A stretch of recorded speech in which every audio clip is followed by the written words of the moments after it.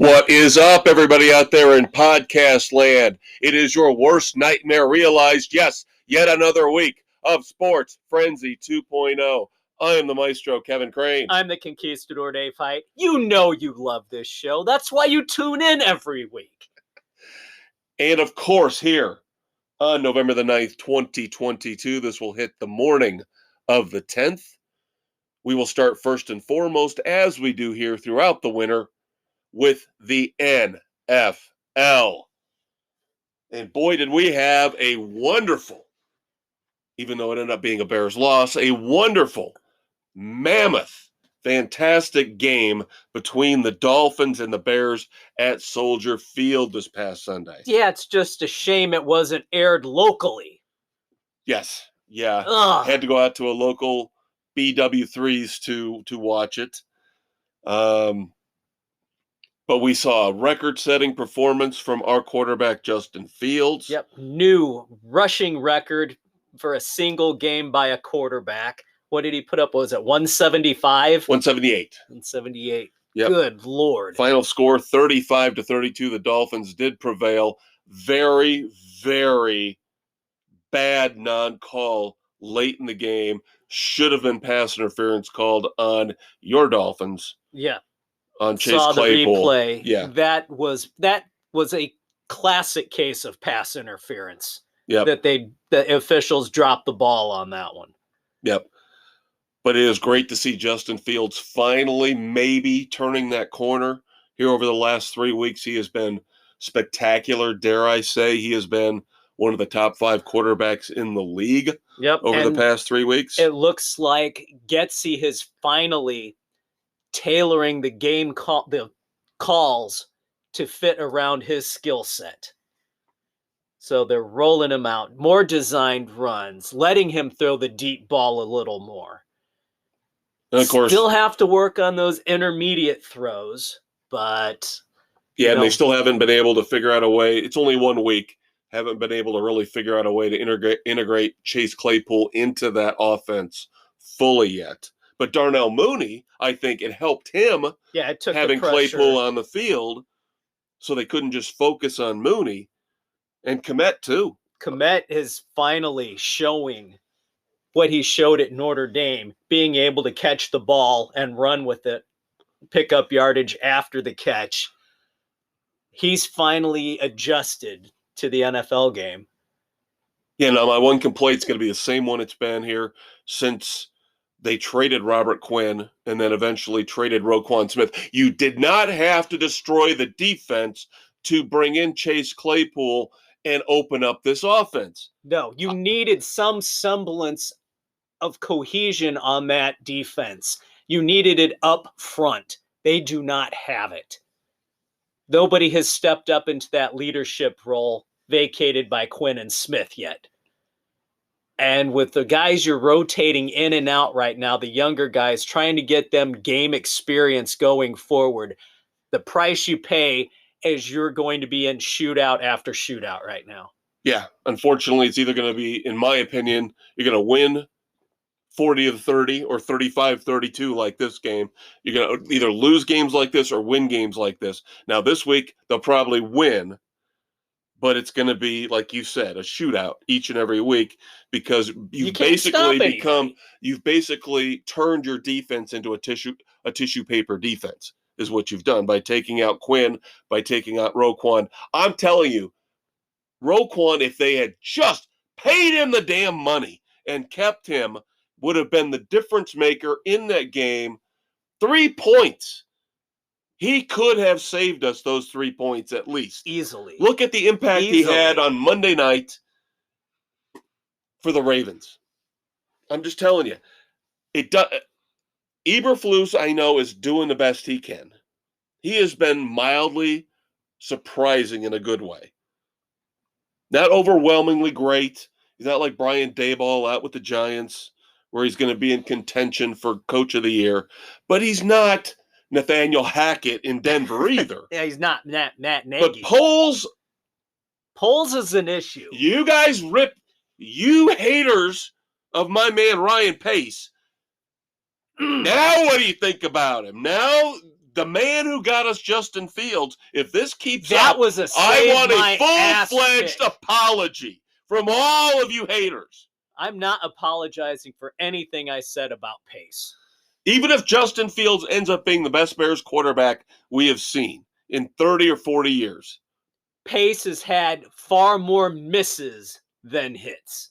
And the stupid money he gave out in free agent contracts,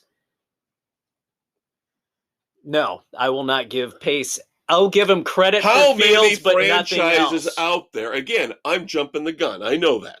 I'm climbing into the sports frenzy DeLorean and traveling 10 years into the future and projecting off of the last 3 games Justin Fields becoming a great quarterback. I know that. But if it happens, I expect an apology. I will not Because apologize there for are so one many damn pick. franchises out there who have never had a franchise quarterback or have never been able to utilize a franchise quarterback, Detroit Lions, to the extent they need to. I want an apology. I want an apology. Nope. Won't happen. Well, I'll tell you what, Poles better start getting his head out of his ass and figure out the defense. And I don't care if he's a puppet. It's either he's a puppet right now to Ted Phillips and the McCaskies, or he is not a very good GM, because I have not liked a single thing he's done. The Chase Claypool move was a no-brainer, but again, a lot of people think he overpaid for him. Yeah, that second round was way too much to have given. Should have given him the Ravens second rounder, They not should have ours. held to that. But now I did hear but the Packers wanted Claypool as well. So if that is true, we blocked then them. We blocked them. I'm good with it. That is the one caveat. If we kept him out of the Packers organization, keeping them from being anything this year, then it was worth it. I agree. That's the one caveat to this whole rant, is that when I heard that the Packers were going after him, and that might have blocked the Packers by giving up the earlier second-round pick, I'm okay. Why don't you tell the people about the massive extension that we all knew was coming for the newly acquired Dolphins defensive stud Bradley Chubb?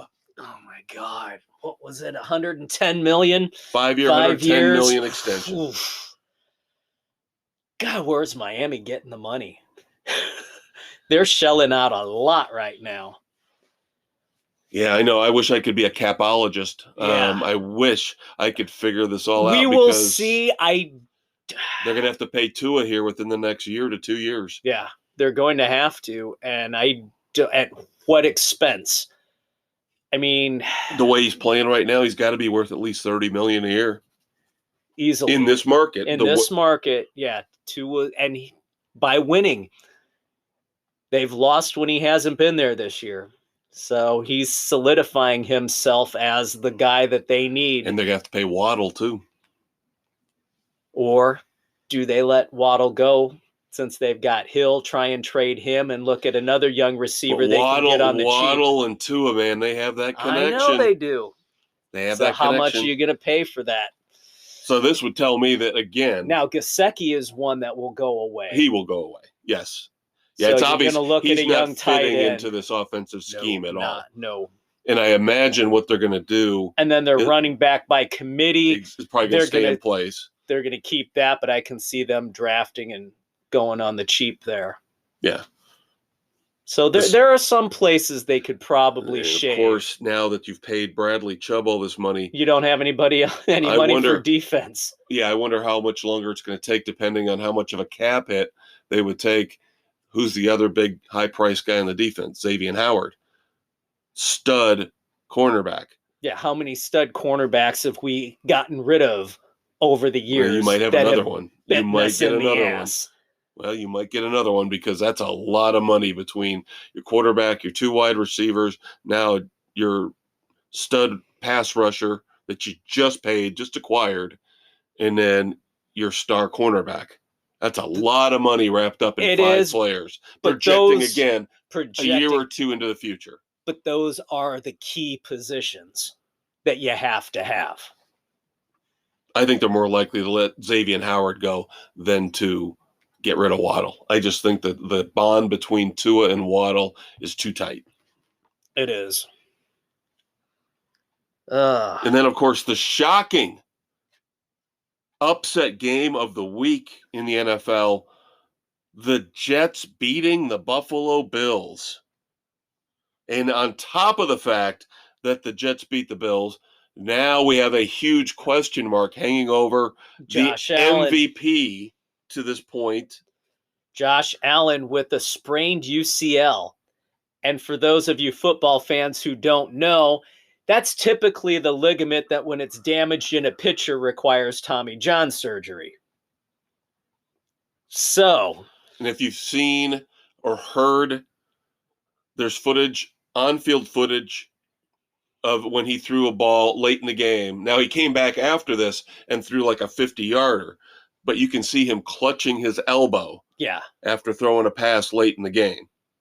And then there's, I haven't seen the footage of this, but I've heard people on the sidelines were tending to him, and somebody grabbed his elbow and kind of squeezed, and he fell to the ground in agony.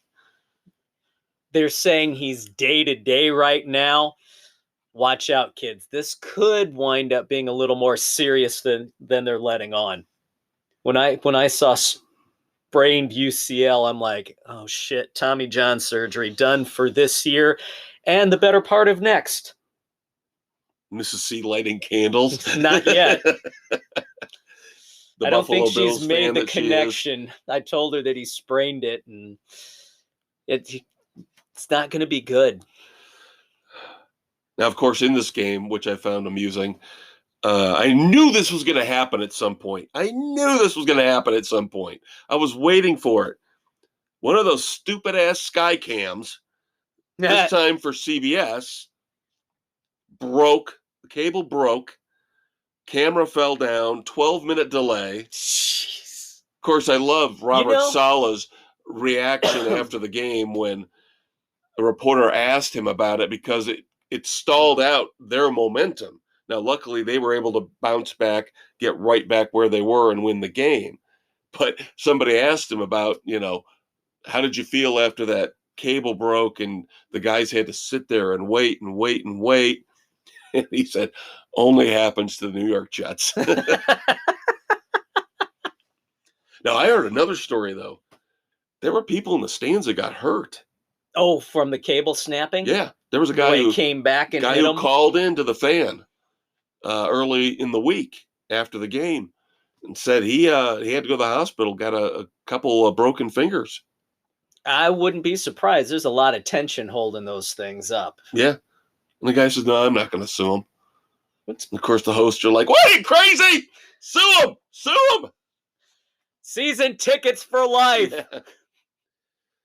I just don't know how to feel about the Jets. I mean, I'm impressed with what they've done so far, but I'm not. I know. They win, but they don't look good doing it. I know we can say that about a lot of teams. They were like the Giants early.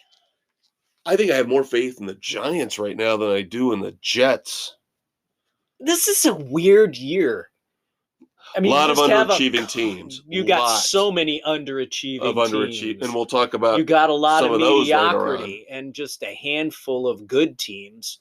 And even they have some chinks here and there in the armor. Right. Very, very few of those elite teams. I mean, I would even say the Vikings with one loss. Are you convinced? They're not an elite team. I know. I'm not convinced they're even close to the level of the Eagles or the Chiefs. Right now, those are the two. I'd put the Bills up there. With Allen. If I knew Allen was healthy. Right now, I don't know. That's a big question. So I'm saying it's right now you're looking at the Chiefs and the Eagles in the Super Bowl.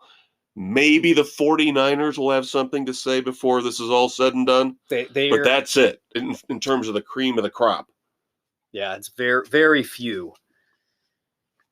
Of course, the off-field news that stunned everybody here over the last few days was the continued train wreck implosion that is the Indianapolis Colts. We all knew it was coming. We've talked about it. I predicted this. Thank you very much. Yes. Once again, the maestro proves he is not just full of hot air and snot, as you can tell. Frank Reich was fired by Jim Irsay, relieving him of his coaching duties with the Colts. And in true Irsay fashion, Jeff Saturday is the interim coach, pulling him out of his ESPN analyst duties to take over. What the hell? Never coached above high school football. Now, listening to sports radio out of Chicago, they were talking with Boomer Esiason today. Boomer was an hour late getting on air with them because he spent an hour and a half on the phone with Frank Reich today talking about everything. Close. They are very really close good friends. Yep. And what Boomer said is Frank wasn't surprised that Saturday was brought in. He'd made overtures the last several years to try and get Saturday on his staff. And he turned down the coaching opportunities to spend time with family. And he said, Frank told Boomer, don't discount him. This guy is a film fanatic. He is smart. He knows this game. We'll see what happens. Yeah, Frank's like, yeah, I had no say in it. And Saturday and I are close. We talked weekly about everything going on. And it's like, I hope the best for him. So even if this works out for Irsay, who next to Jerry Jones might be the loopy, crazy, mad scientist owner of all time in the NFL, even if this ends, he's going to have an adjustment period. Yeah. There's no way he's going to step right in this weekend. And you got your assistant quarterback coach who's going to be calling the plays. Right. Never had that responsibility. And they'd asked Boomer about that, and Boomer said that Frank Reich had confidence in him. He said, I handpicked this guy to be in that position. I can see it working. So I don't know. This is just, it seems like Frankenstein's monster, as you alluded to earlier. And of course, there's been a couple accusations with regards to this whole mess with the Colts. Number one, are they trying to tank with a move like this? Because, of course, we've talked about how they've gone year after year after year, ever since Andrew Luck shockingly retired, just trying to pull in a veteran, an aging veteran, to get them through for a year. The Band-Aid fix. But why would you tank this year? There's no standout quarterbacks. Yeah, there are. Well, according to the experts, C.J. Stroud from Ohio State and Bryce Young from Alabama were the two preseason that everybody was talking about. They were going to go 1-2. But here's the thing. You've already won 3 games. Yeah. You've already kind of won too much to really guarantee the Texans are going to get the number 1 pick, and the Lions aren't going to be far behind. So the Colts, if they're trying to tank, they waited too long. Yeah, for sure. But now the other issue you got to keep in mind, number 1, mid-season coaching change, interim coach does not have the Rooney Rule applied. That's right. To it. A lot of people saying Reggie Wayne is on that staff. Why wasn't Reggie Wayne given a shot? Even if you want to just exclude that whole Rooney Rule argument, John Fox. You've got 2 former head coaches as your coordinators on that staff. John Fox was a consultant for the Colts. Gus Bradley. Yeah. Now, there is speculation I've heard that Irsay and Saturday are close. Maybe Irsay wants an honest evaluation of the team and how things are being run in the locker room. So there could be that piece too, to decide on clearing house. Is there anybody worthwhile to maintain? I heard a very interesting comparison, by the way, involving a guy you and I both admire beyond belief and think is one of the greatest quarterbacks, if not the greatest quarterback of all time, and that's Dan Marino. Remember when Dan Marino was brought in out of the blue to take over football operations for the Dolphins, and he turned right around after a couple of weeks and said, "Nope, I'm out. I can't do this." Are we going to see the same thing with Jeff Saturday? Could be. Maybe the organization's so screwed up that they want nothing to do with it, that there is no fixing it in its current state. It'll be fun to watch. Let's put it that way. And of course, since we live in northern Indiana, we'll be force-fed the Colts each and every week, which is why we couldn't watch the Bears-Dolphins this week. Grrr. All right, let's take a quick look at some of the games from last week. The Green Bay Packers. I just love how they are falling apart. And it's not just because I'm a bitter Chicago Bears fan and a true, unadulterated hater of Aaron Rodgers.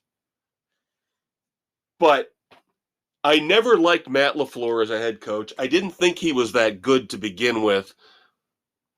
Now, I do think Aaron Rodgers is a good quarterback. Don't get me wrong. He's a first ballot Hall of Famer. But in terms of his ego and his pseudo-intelligence and all that, he's been pulling out the last couple years. Yeah, that pseudo-intelligence was prominently displayed in several. That phrase was used in several articles written over the last couple of days. To see the Lions beat them, Packers could only put 9 points up against the Detroit Lions. Yep. An un-Rodgers-like 3 interceptions, 2 in the end zone. And he still doesn't take any responsibility. It's still on everybody else. Nothing is ever his fault. The ego on the guy, as you said, is just unbelievable. And then this week, of course, reading the stuff about his Pat McAfee show thing, the article his about weekly that. appearance, yeah. The comments under that, everybody calling him Karen Rodgers. Well, McAfee's been benefiting from having this exclusive weekly talk with Aaron Rodgers. And it was really good for a while. Now you wonder. Now he's like, now you're getting the bad. What the hell did I get myself into with this guy?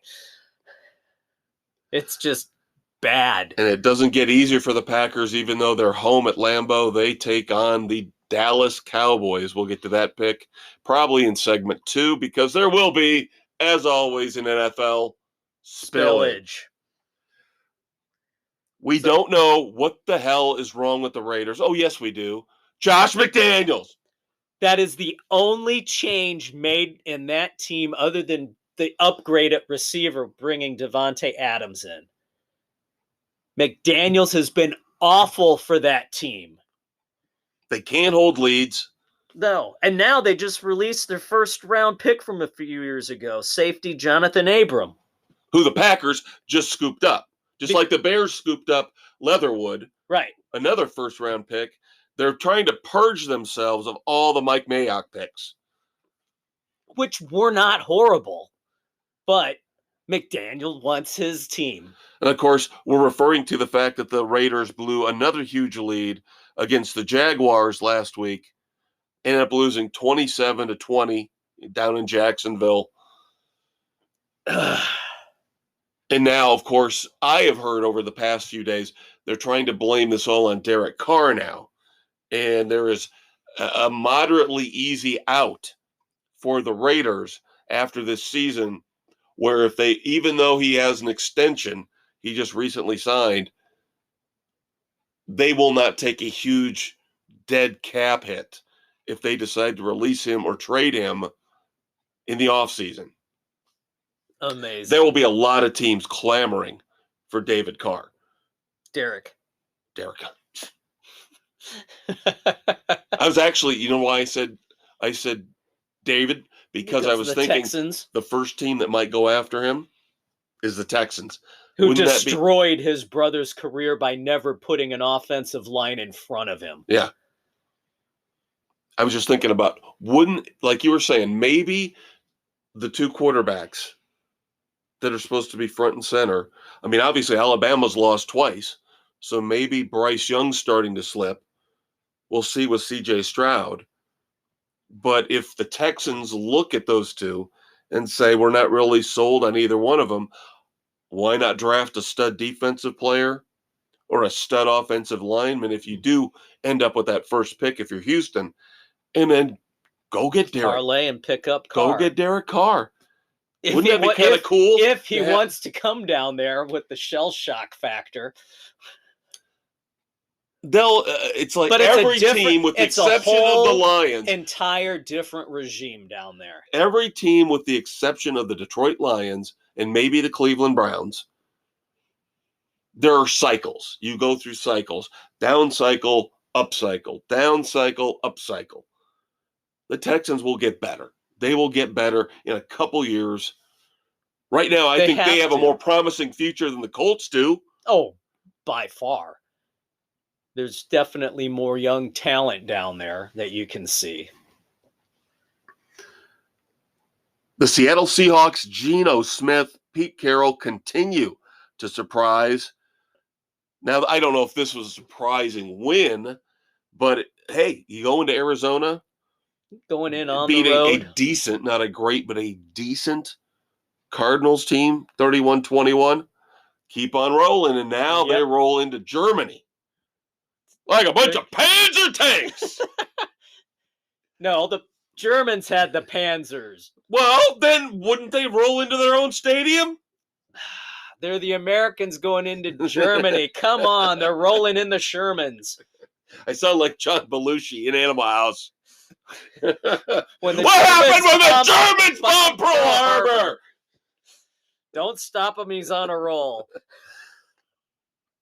Buccaneers, Seahawks in Germany, 9:30 in the morning, Sunday, kids. Mark it in your calendars, in your phones. Yep, that pick will be coming next segment. Speaking of the Buccaneers, what a boring-ass game. A game that at the beginning of the season looked like it could be a precursor, a preview of the NFC Championship. And now both teams suck. Oh, my God. And now Matt Stafford, for this upcoming game this week, where they host the Cardinals, he's now all of a sudden in concussion protocol. So, I mean, the Rams are a mess. The Bucs aren't much better. If it wasn't for Brady pulling out a really old school Tom Brady fourth quarter, last 2 minutes drive, driving down, taking the leadership role that he so frequently does. And I keep hearing this over and over, week after week. The Buccaneers are the worst running team the NFL has seen in 50 years? Something like that? That's with Leonard Fournette? That's brutal. I would have thought it would have been the Rams, but everybody's saying, no, it's the Buccaneers are the worst rushing team. They have the worst average. Yeah. I think it's even before. It might be more than 50 years. I think it goes back before the Super Bowl era even began. So it's got to be long. It's got to be 60, at least 60 Which years. is saying something, because at that time, that's all they did was run the damn ball. And Brady, give him credit.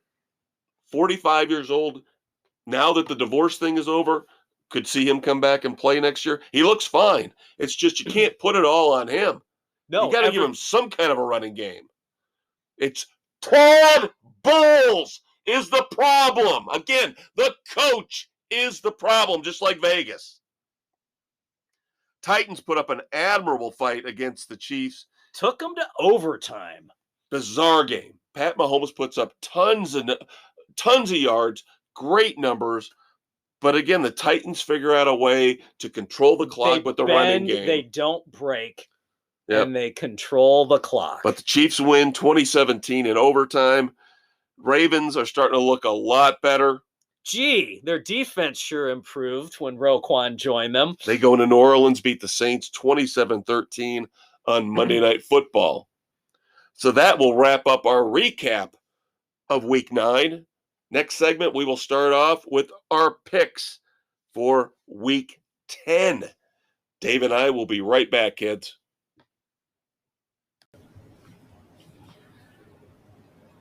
This episode of Sports Frenzy 2.0 is brought to you by the Bills Mafia Marital Aid Company, because when you are down and out, we'll bring you back up and in the game. Sports Frenzy 2.0 on Spotify, Anchor, Google, Radio Public, Pocket Cast, Breaker, Apple, Overcast, Castbox, and Stitcher. All right, kids. Segment 2 of this week's episode, Sports Frenzy 2.0, here recording November 9th, dropping November 10th on Thursday as always. I'm the Conquistador Dave Height. And I'm the maestro, Kevin Crane. And as we promised, spillover for the NFL on Spotify, Anchor, Google, Radio Public, Pocket Cast, Amazon, Audible, Apple, Overcast, Castbox, and Stitcher! Still on Facebook. Still can find links to each and every Sports Frenzy episode, including the weekend edition, and of course, all of our football picks in detail, all 8 of our panelists each and every week on our Facebook page.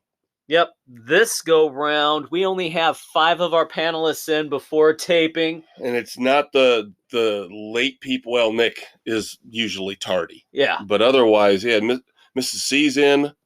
But Sam and Doug are notably missing. So hopefully those will be in by the deadline. Yes, But we have to make our picks. Yeah, I just don't know if we should go find a seedy motel between, here in Michigan that maybe those two are in. Very odd for those two to be late. Very odd. So we shall see what the excuse is. But again, check the Facebook page here this weekend for all our picks. We will get them in come hell or high water. I will track them down like a Wolverine and get their picks tomorrow. Trust me. All right, let's start off with the Thursday night game. Falcons at the Panthers. Dave's giving me the look. This has another Thursday night crap fest written all over it. Well, you have to remember something. Number one, a couple weeks ago, these teams played in Atlanta, and it turned out to be one of the more entertaining games of the year. It was one of the better games. If DJ Moore had not ripped his helmet off, the Panthers would have won that game. Plus, they had missed extra point. Because of that, they had a missed field goal in overtime. And it's going to be looming large in their minds where they're going to lay another egg. Okay, this time we're outdoors. We're in Carolina. I am the only one of the 5 picks in right now who says the Panthers will win this game. I've already mentioned how close they were to beating the Falcons in Atlanta, number 1. Number 2, we've already heard that the owner, Tepper, has put Steve Wilkes, the interim coach, on notice, saying he has to do something spectacular to keep this job past this season. Number 3, I don't understand why people like the Falcons so much. I know it's that they're blowing up the Panthers. It's Marcus Mariota, for God's sake. I know, and it kills me because I think Mariota should not be in the league at all. This isn't Matt Ryan and Julio Jones and Calvin Ridley. They're all gone. Kyle Pitts, Marcus Mariota can't work him into the offense. We talked about Mike Gesicki with the Dolphins. This is another one of my coin flip games. I know I'm losing my lead in our football picks competition. I got out to that big lead, and of course, trash talking Bill, the Big Blue W. Remember you did this before where you got a big lead, and then you lost it to me. Number 1, kiss my ass, Bill! He's not bitter at all, kids. Well, Dave is catching me slowly but surely over the last couple weeks, and he'll probably end up beating me. That's fine. But there are times when I'm going to make a pick based on my gut. Yes, I will use the empirical evidence to a point, but my gut tells me at home the Panthers will win this game. If P.J. Walker, first time tonight, shits the bed, then they have Baker Mayfield, who actually stepped in last week and played well. Again, I have to look at who they're playing. I don't understand why people are fascinated with the Falcons. It's the ineptitude that usually is the Panthers. That's fine. I'll be on Panthers Island. There you go. You can be there. We've all been on an island this year. Sometimes it works, sometimes it doesn't. All right. As we mentioned earlier, the Seahawks and Buccaneers are rumbling into Germany for a Sunday morning game. We have Mrs. C taking the Buccaneers, and the rest of us so far are going with the Seahawks. As much as I would love to go with my beloved Buccaneers, they just haven't shown me enough when it comes to moving the ball. The Seahawks are playing way above where we expected them to this year. Again, kudos to Pete Carroll. Kudos to Geno Smith. They're playing within themselves. They're not trying to do too much. They are who they are, and they're just making the most of what they have. We all don't want to root for injuries, but in terms of Seattle, one of the best things that could have happened to them was Rashad Penny getting injured so they could put the rookie Kenneth Walker in there, and he has been a beast. Yeah. You still got two great receivers who we thought before the season started were going to be useless with Geno Smith. Lockett and Metcalf, and now you're starting to see their numbers come up. Fantasy owners starting to get a little happier about those two. Yeah. Smith has definitely got the chemistry going with those two. They figured out what routes to run. So, and right now on the best day for the Buccaneers, they might put up 20 points.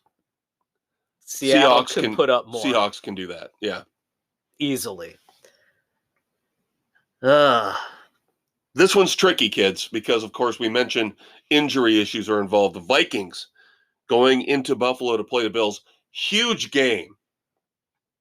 But big shadow over it right now. Yeah, we don't know the status of Josh Allen. That could throw everything for a loop with these picks. Case Keenum would be the backup. And wouldn't that be interesting? The former Viking going against his old team. Not one, but two. Steph Diggs.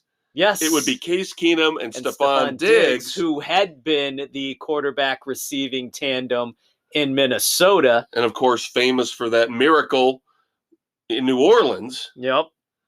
Would be on a quote-unquote maybe revenge game. Against their former team for the way they were let go. So we've all five picks are in for the Bills right now, and you can say that was made before. Obviously, we don't know what Josh Allen's status is. I still think I will go on a limb saying the Bills' defense is better, and it's Minnesota on the road in a big game. So we know what that means for Kirk Cousins. Second time? Defecate the sheets. Yeah, I think they'll win even with Case Keenum. I think it'll be a close game as opposed to a 10 or 14 point game like I think it would be with Josh Allen, a healthy Josh Allen. But I think Case Keenum can get him through. Like you said, the defense will do their job, do their part. They will step it up. Yep. At home, still the Bills.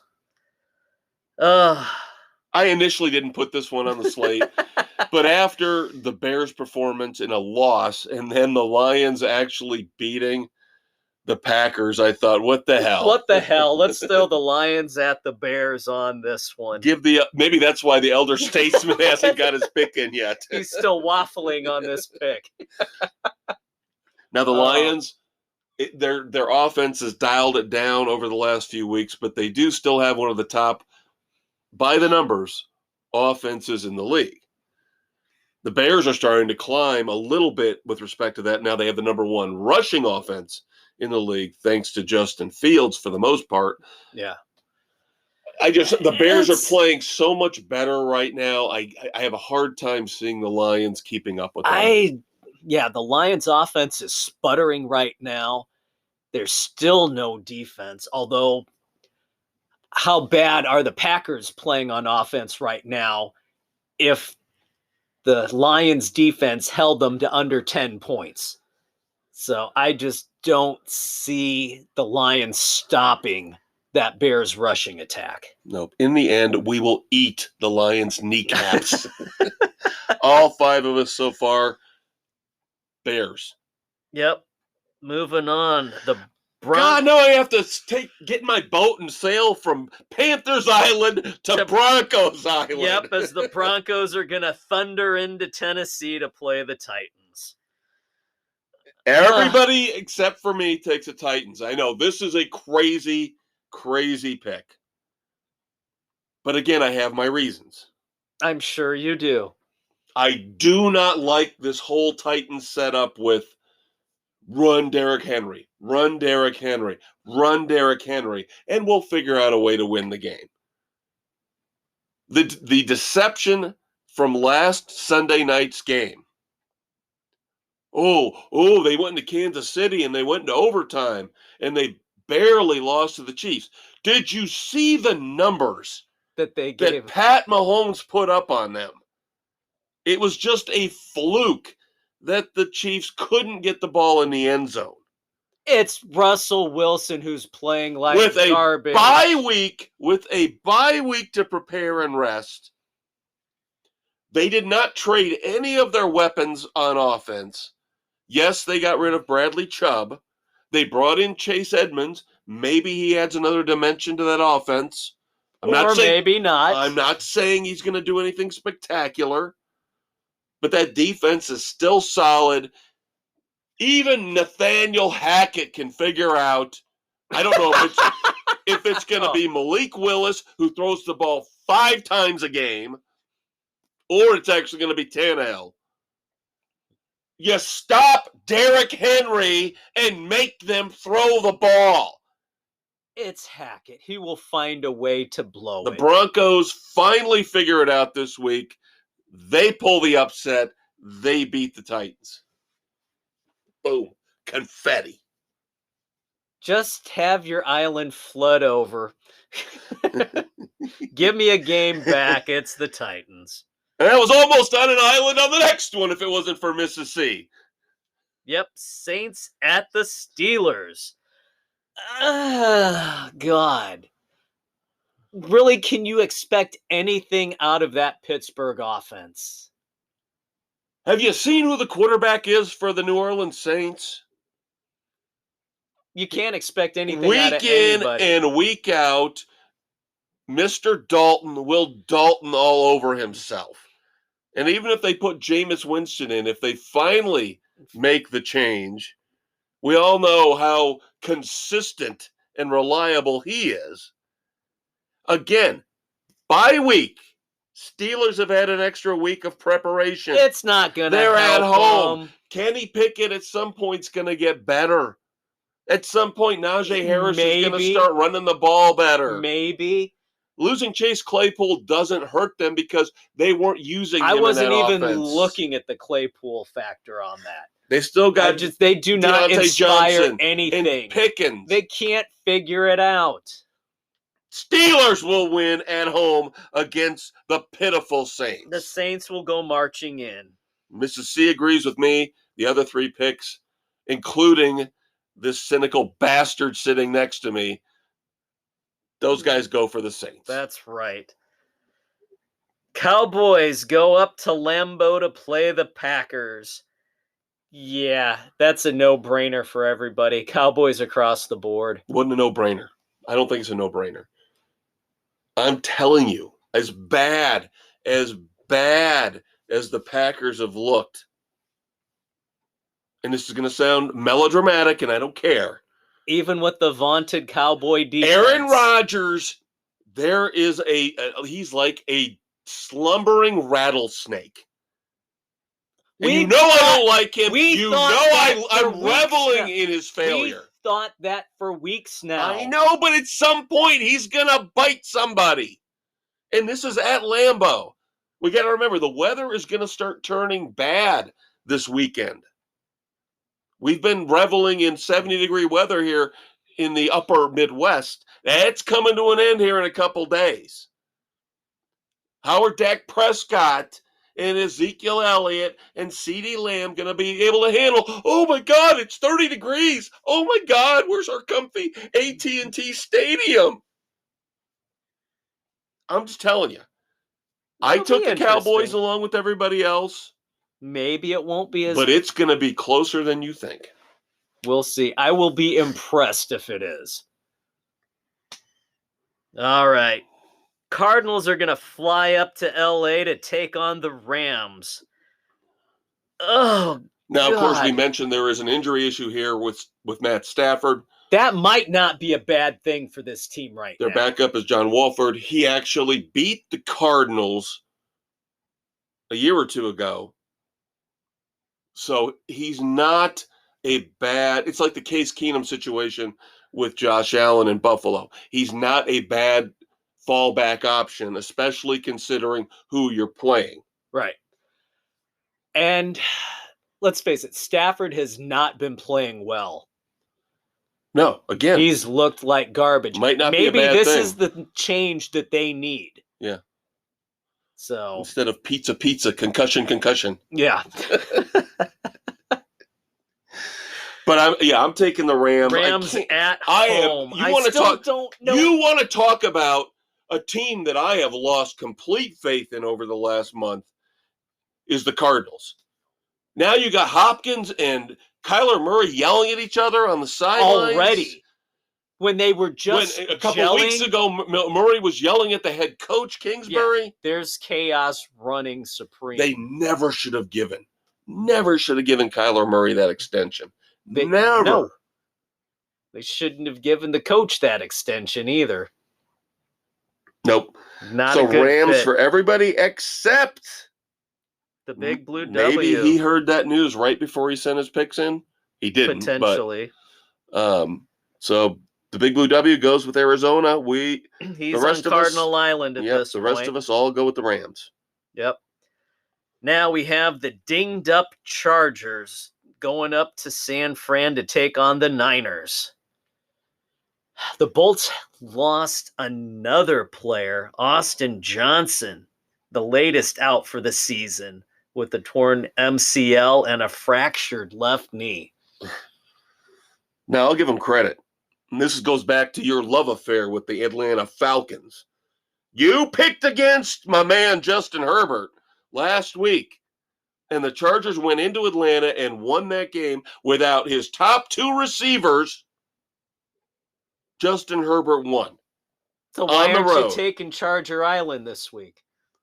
Because the 49ers are a beast. They're so much better right now. Some of this has got to do with luck. Again, Trey Lance getting hurt was best thing that could have happened for them. I'm sorry, but it was. They finally got back to their senses, even though they've tried to ostracize him. Jimmy G and the 49ers are like two lovers on a polar bear rug in a remote cabin who start arguing and fighting, but they know they're stuck with each other, so just make sweet love and get through the season together. They'll make the best of it. And maybe at the end, you'll have something beautiful waiting for you at the end. A happy ending.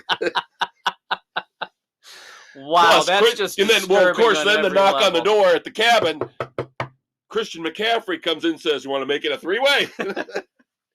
And, of course, everybody's really happy then. And there you go. That's a roundabout way of saying we're all taking the Niners. Honestly, though, picking up McCaffrey, if he can stay healthy. If he stays healthy. It's going to be them and the Eagles. With that backfield of him and Samuel. Yeah, now, Debo's been dinged up. So once they get him healthy and those two finally can work together for a couple weeks, Shanahan can work them into the game plan. You still got Kittle. Somehow he hasn't gotten injured yet this year. Yeah, that's on the horizon. Ayuk's having a pretty good year. Ayuk's back and doing well. I think it's going to end up being the Eagles and the Niners. All due respect to the Seahawks. I just think those are going to be the two. Screw the Vikings. I don't Vikings know how they're not doing gonna this. be there. This is smoke and mirrors. The Vikings is smoke and mirrors. Sorry, I am not trusting Kirk Cousins in a big game ever.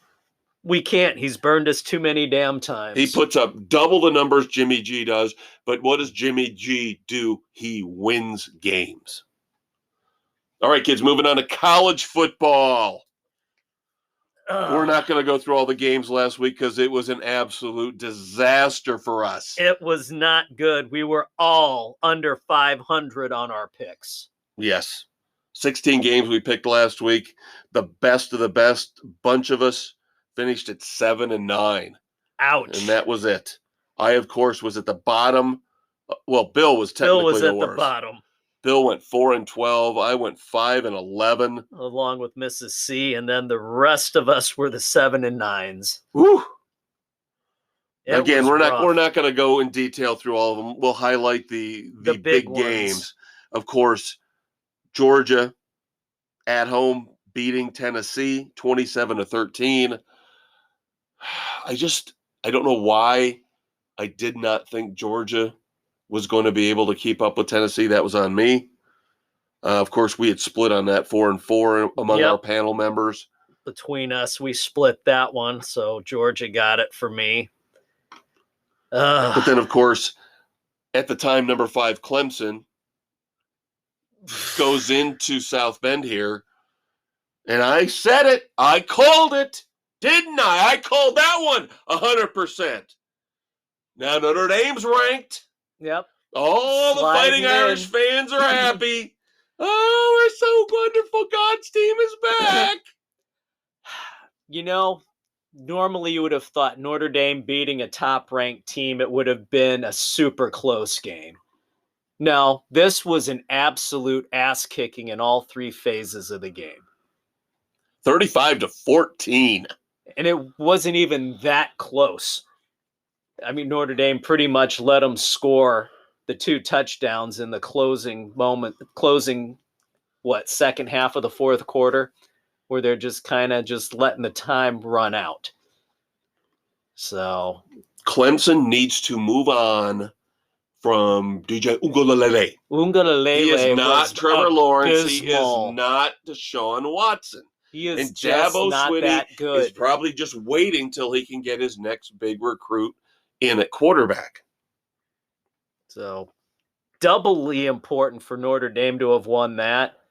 They said that it was a recruiting weekend and they had like 40 recruits on campus for that game. There you go. Notre Dame now number 20 in the AP poll. I believe they're also number 20 in the college football playoff poll. Yep. At 6-3. Now they should be able to cruise until the last game at USC. That could be an interesting game. And that could be the difference between a New Year's Day bowl, obviously not playoff, but a New Year's Day bowl. Yeah, that could have potential playoff implications for USC. Right. Definitely. Because right now, as things stand, it's Georgia, Ohio State, Michigan, and TCU. And when we get to our picks, I think Dave and I are going to tell you that don't plan on TCU being in that 4 slot very long. No. Now that means Tennessee's at 5th. They could jump right back in. They could slide back into that, but then you've got Oregon sitting there at 6, and they have been playing fantastic since that opening weekend loss to Georgia. So, and then LSU sitting there, followed by USC, Bama at 9, and Clemson had only fallen to 10. I think right now you're looking at 8 teams, though. I think that cutoff is Alabama is not getting in with 2 losses. No. So LSU, of course, can now jump into the championship game, projecting ahead against Georgia. So if Tennessee wins out, even if they don't, obviously they're not going to get into the championship game. But we've seen this happen before where you can be good enough, not get into your conference's championship game, and still get into that Final Four. So if Tennessee wins out, there's still a good shot for There's an them opportunity to get into that Final Four. Now, if LSU were to knock off Georgia in the SEC championship, then. oh boy, then you've got the clusterfuck of all clusterfucks. Yes. Because you yes, still got do. Ohio State and Michigan. And they still have to play each other. Right. In regular Exactly. season. So that's why when you said USC, ugly. that was making me think, yeah, Mm. we'll see what happens. Yeah, because you could have a USC Oregon Pac-12 championship with the Final Four on the line. Yeah, this is nightmare scenario stuff for the CFP committee. So we'll see what happens. Yep. You know, maybe I'll finally start watching some college football. Because God knows I'm not watching the Miami Hurricanes. Yeah, one of the most embarrassing losses brutal. in Miami Hurricanes history. Oof. At home to the rival Florida State Seminoles, 45-3. Ouch. Miami slips to 4-5, could still somehow stumble into bowl eligibility, but God help me, they don't deserve it. No, they do not. You mentioned this, I believe, last week. An injury to your starting quarterback should not push you over the cliff like this. No, there's no reason for them to be that awful. Yeah, Van Dyke came in briefly, I guess, is my understanding. In the Florida State game, he got hurt again, got knocked out early. Why would you have done that? It makes no sense. Of course, the coaching carousel still likes to rotate a little bit, even in the middle of the season. South Florida, USF, fires their head coach, Jeff Scott. Yeah. That's not a terrible job. Any job right now in Florida is not a terrible job. It would be good for a second-tier coach to try to make his name to get up to a first-tier job. Yeah. Kind of why Scott Frost with UCF. Frost, now he's rumored to be in the running to take over. Come back to Florida For that second-tier run. Somehow, some way, some crazy, stupid kind of way, that makes sense. Yep. Hell, right. Would Matt Rule take it if offered? No, Matt Rule, I heard, is going to be looking at the Auburn job. Okay. That's right, because they've got more money than anybody else to throw at coaches and then get rid of them after 2 years. I think it was their AD that came out either today or yesterday and basically said, this is a very, very, very critical hire for this entire athletic department. Yeah, that means his job is on the line too. So I could see Matt Rule taking Auburn. And we are taking yet another break. Yep, because it's time for college football spillover. Yep, we will pick our college games for week 11 after this quick promo. And then we'll move on to recap the NASCAR Championship. The World Series. We've got a little bit of college hoops to talk about. Yep. More messes and more debacles in the NBA. Yep, some moments crazy of stuff silence, in NHL. Hockey, dumbasses. I think we're looking at 4 this week, kids. It could be. It could very well be 4. 4 Stay segments. tuned. We'll be back. Yep. Hello, friends. Are you tired of the boring sports analysis you get from the major outlets? If so, join the Maestro and the Conquistador for a riveting discussion of all sports topics on Sports Frenzy 2.0. Available on Spotify, Google, Apple, and wherever podcasts are available. Yes, it's that time of year. Spillage on Sports Frenzy 2.0 here, November the 9th, 2022. College football spillage this time. We have got to now go through our NCAA Week 11 picks. We have 6 of our 8 panelists with their picks in. Of course, my pick is in for all the games. I am the maestro, Kevin Crane. I'm the conquistador, Dave Height, and all my picks are in. So let's count them down. Friday night, November the 11th, East Carolina at Cincinnati. Bearcats across the board. A little shocked by that. East Carolina has done some good things this year, has a really solid, dynamic offense. This should be a decent game. The but point spread has dropped, but it's a home game for Cincy. Saturday, November the 12th, the Boilermakers of Purdue go into play number 21 Illinois. Both teams coming off losses. Yeah, that was a bad loss for Illinois. They should not have blown that one. But but you look at Purdue, they got destroyed at home by Iowa. Yeah, and we took Purdue. Yeah. So the hell with Purdue. Illinois across the board for the 6. Oklahoma at West Virginia. 2 mediocre, underachieving teams in the Big 12. Mrs. C is on West Virginia Island, Oklahoma for the rest of us. Significant game outside of the Power 5. Number 22 UCF at number 16 Tulane. This should be a really good game. But I think the green wave is going to be a little too much. So yeah, we all agree except Mrs. C goes with UCF. I just think UCF has been a little more inconsistent than Tulane. Yeah, Tulane has got their program rolling along pretty well. And let me note right here at this point, the rankings we use when we do these picks are AP rankings. Right. I do not use the college football playoff rankings.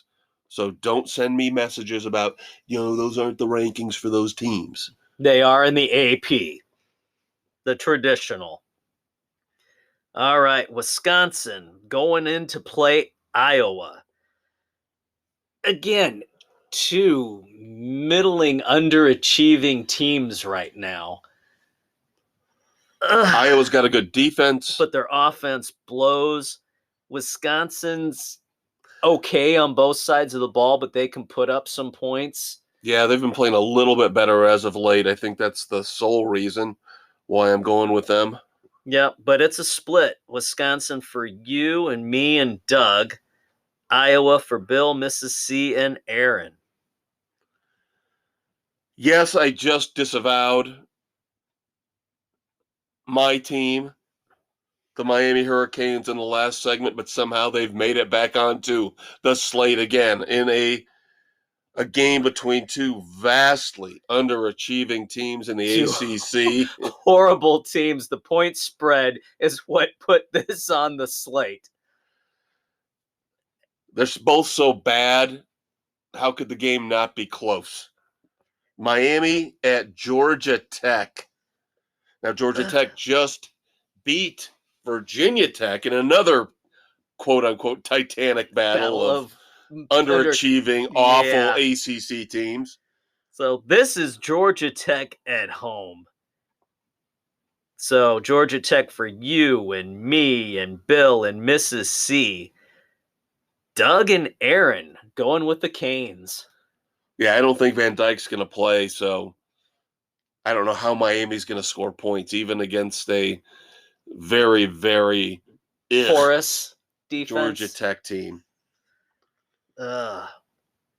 Number 23, Kansas State at Baylor. Kansas State has been stumbling as of late. Yep, Baylor has been playing pretty well of late. So this is another one of those Big 12 matchups. They beat the hell out of each other. So Baylor at home for everybody except for Doug, who's taking Kansas State.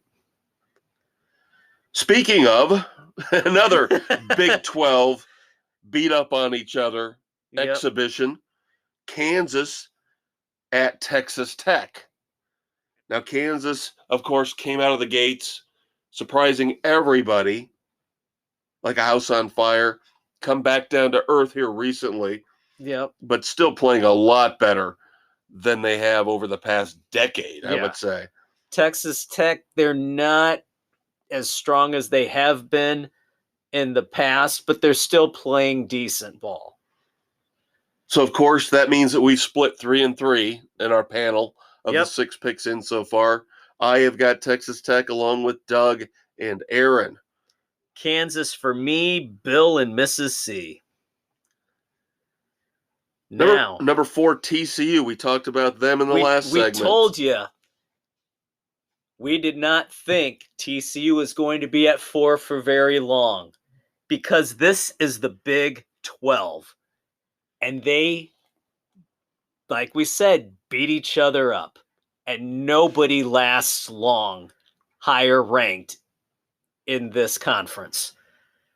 And they're going in to play the Texas Longhorns, who have been resurgent as of late under Steve Sarkisian. They are now up to number 18 in the AP poll. Dave and I say that the Longhorns will win this game. They will not let us down, as they have on occasion here earlier in the season. Anytime you have had a Big 12 team outside those solid Oklahoma teams, they get up there, they get a sniff of it, and then they fall back to earth. Could you be talking about the 40, 50-year-old man with the mullet? Yes, I believe I am. How bad has he really fallen? Oklahoma State, the last couple weeks, been awful. So we're going to have faith that Steve Sarkisian will be the one to rise above it all with the Texas Longhorns. Yep, this is where the higher-ranked Big 12 team will fall to the lower-ranked Big 12 team that we have seen going on this entire season. Nobody agrees with us, though. Nope. We've seen the patterns. Bill, Jen, Doug, and Aaron going with the higher-ranked TCU. Number 15, North Carolina at Wake Forest. Wake Forest, another team that was on a roll, up in the top 10 a couple weeks ago. And they have... Mac Brown has got North Carolina playing very, very well. Only loss they have got, I believe, is to one particular local team. Yep, they lost to Notre Dame. So, it is North Carolina for everybody so far, except for Doug, who's taken the Deacons. Texas A&M, of course, a travesty of a story this year. Nothing going right for Jimbo Fisher. Had the best team money could buy. I mean, the best recruits. And how many of them now have been suspended? And now nothing is going right. I heard there's a flu outbreak now among Texas A&M. Yeah, they lost Cadillac, the number 2 linebacker in the country who decommitted from them. Yep. It's just mass chaos. Yeah, they don't have any kind of offense to speak of. They barely could beat Miami, if that tells you anything. Yeah. So Auburn trying to get back to bowl eligibility with Cadillac Williams now as the interim head coach. We talked about the rumors that Matt Rule could possibly be in line. But Auburn for you, me, Mrs. C. A&M for Bill, Doug, and Aaron. How about this? 3 weeks ago, we never would have thought this. But now all of a sudden, Florida State might be back. They're ranked 25th in the AP poll, going into play up at the Carrier Dome in Syracuse, who looked phenomenal, playing a tight, close game against Clemson at Clemson a few weeks ago. And then falling at home to Notre Dame. Syracuse is kind of stumbling along right now while Florida State's resurgent. Florida State for everyone except for Doug, who's taken the orange. Then finally, our requisite West Coast game. We got to give some love to those smaller conferences out there. San Jose State at San Diego State. This typically is a really good game. Looking at the stats, the team stats, the numbers to me indicate San Diego State deserving of the 2.5 point spread that they've got in their favor right now. I go San Jose State. So does Dave. And Doug is with us, and Aaron is with us. Bill and Mrs. C taking San Diego State. Should be a decent game. There you go, kids. Those are our college picks for the week. And time to move on. We've now, got a couple sports that are wrapping up for the year. we've had the championships. They're done and over with this past weekend. We'll start with America's pastime, Major League Baseball, where the Astros took out the Phillies. 6 games. Looking a little shaky there early on. But Yep. then the Astros, Do what the Astros do. yep. Astros stepped it up when they had to, including the combined no-hitter That was in impressive. Game 4. Of course, that was something that happened right after we'd finished the last episode. So Never fails. never fails. Thursday, late Wednesday or Thursday, seems to be when all the major sports headlines hit. And we have to wait a week to talk about them. So, of course, Game 4, the combined no-hitter, started by Christian Javier, I believe 3 other pitchers. Yep. And just relief right on through. Now, of course, criticism of why do you pull him? His pitch count wasn't that high. The Why not let metrics came into play. Yep. So, of course, the first no-hitter since Don Larson, but, of course, not solo one pitcher no-hitter like that. Yep. And, of course, Game 5, Astros hang on, win 3-2. Justin Verlander finally gets his first World Series victory. Congratulations to him. And then Game 6, they win again, 4-1 to seal the trophy at home. MVP Jeremy Pena had a phenomenal postseason overall. Rookie of the Year.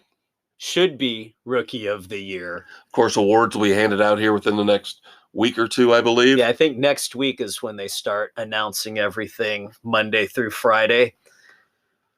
Dusty will be returning to the bench after getting his first ring as a manager. Good for him. I'm glad. You know, I'm sure back after he left the Cubs, I harbored a little bitterness, but He is a manager who has learned from his past mistakes and has grown and has become a solid manager. oldest manager ever to win a World Series. Of course, this was the second least watched World Series of all time. The way things are going with baseball, it doesn't surprise me. I hate to say it. Dave and I both grew up with baseball. We both still hold a certain level of fondness for it in our hearts. But again, baseball is a team. You root for a team. You follow a team through 162 games. You don't care, Dave White Sox, me Cubs. We don't care about what happens. Oh, I thought you were going to say, you Tarzan, me Jade. Yeah, no. We don't care about the Mariners so much. We don't care about the Angels. We don't care about the Texas Rangers or the Miami Marlins. No. It's not like pro football. When you watch the NFL, you watch that Thursday night game coming up tomorrow night, we'll still end up watching the Panthers and the Falcons. Right, because for whatever reason, NFL football, it doesn't matter where you are, you watch the game because it's always exciting. And Most every other sport is regional or city by city. There's no real national appeal for any other team except your local heartfelt team. And that's, you can say that for the NBA, Major League Baseball, the NHL. That's just the way it is. yeah, I can't say that I watched more than out of the 6 games in the World Series. I maybe watched a grand total of 2 hours. Yeah, I So watched a little maybe bit of game little one. less than one game. I didn't even watch the final game. Yeah. I didn't see any of the combined no-hitter. Yeah. There were just 2 or 3 games. I caught an inning or two here and there because I was out and it was on. Yeah.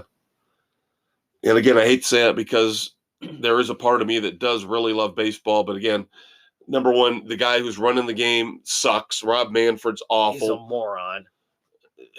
As much as I And like some of the changes they're putting in, they're starting to over-legislate the game, changing too much about the game. And this goes all the way back to the COVID games when they started that stupid have to put a man on second in extra innings. I know they're getting rid of it now. Oh, we're going to run 7-inning doubleheaders. Right. Blah, blah. And so now you've skewed all the numbers for all these years from basically 2020 to now where, okay, so what did we have? Did we change the baseball? Did we have a pitch clock? Did we have a DH in the American League and the National League? How many no-hitters Did we were ban thrown the in shift? 7-inning games? Right. How many of these extra inning games, how many of these pitchers' numbers, these batters' numbers were skewed because of the runner on second and extra innings? So it's not the pure game it used to be. And yes, I know you can say it was tainted all the way back with the steroid guys, but who are, by the way, now starting to become eligible for the contemporary ballot. Yep. Whatever. So whatever. Again, hope springs eternal with baseball. Wait till next year. So we're going to get to our teams here in just a minute. Do want to bring up a couple other points. Number one, kind of interesting that Philadelphia ends up becoming the first city ever to lose 2 major sports championships in the same day because they also lost the MLS Cup. Can you really consider that a major sports championship? We don't, but the world does. Soccer, still trying to get that soccer pushed through here in America. It just isn't happening. 30 years later, after they tried to push it on us in high school, Dave, still trying. But the Union, Philadelphia's team, lost in the MLS Cup Finals. So, kind of an ignominious mark for the city of brotherly love. Yep. There hey, you go. Still got the Eagles, guys. You still got the Eagles. Yes, you do. Of course, free agency begins officially. Since this drops on Thursday morning, it will drop 5 o'clock this day. Free agency begins. The silly season of baseball begins. Don't expect, you have everybody, all players opting out of their deals. Don't expect anything right off the bat. No, usually they wait until December before the really big deals start. And then the guys who don't make that first tier of free agency where they're asking for a ton of money, their agents, Scott Boras, are asking for a ton of money. Teams will wait them out until January or February. Yep. And have them after the drop winter their meetings, prices. Once that initial surge of stupid money requests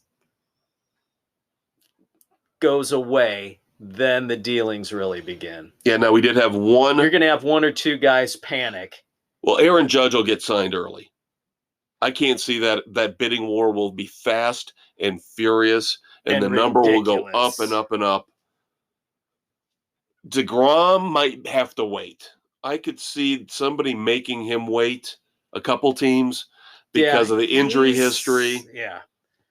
Carlos Correa's the other major name out there. Yeah, now he was one last year that had to wait and wait and wait. And waited. I don't think he'll have to wait as long this time. He's not going to get a mega deal, but I think he'll get a healthy contract. He'll get a decent deal. In December. Speculation, the Cubs might be trying to go all in on him. You know who I want for the Cubs? Trey Turner. I want Trey Turner. I want a goddamn leadoff hitter. I want a table setter.